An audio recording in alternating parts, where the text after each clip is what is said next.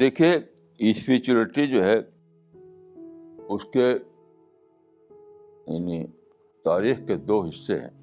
پہلے زمانے میں اسپریچولیٹی کو ہارٹ بیسڈ ڈسپلن سمجھا جاتا تھا, تو اس کا تعلق مذہب سے نہیں تھا. تو اس میں ایکسٹیسی یعنی اسپریچولیٹی کا مطلب تھا ایک ایکسٹیسی کی حالت, ایک وجد کی حالت, تو اس کا تعلق مذہب سے نہیں تھا. لیکن میں جس کو مانتا ہوں اسپریچولیٹی وہ ہے مائنڈ بیسڈ اسپریچولیٹی.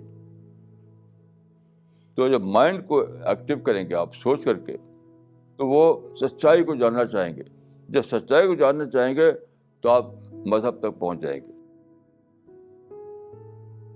تو پہلے زمانے میں جو تھی اسپریچولیٹی ہارٹ بیسڈ اسپریچولیٹی تھی, تو اس کا تعلق مذہب سے نہیں ہوا کرتا تھا.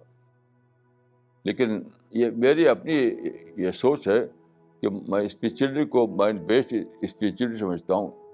تو اس میں تھنکنگ کا رول ہو جاتا ہے. جب تھنکنگ کا رول ہو جائے گا تو آپ ظاہر ہے کہ دریافت کریں گے کیا سچ ہے کیا سچ نہیں ہے. جب یہ سب ہوگا تو ایک پروسیس چلے گا آپ کے مائنڈ میں, اور آپ باہر مذہب تک پہنچیں گے, ٹرو مذہب.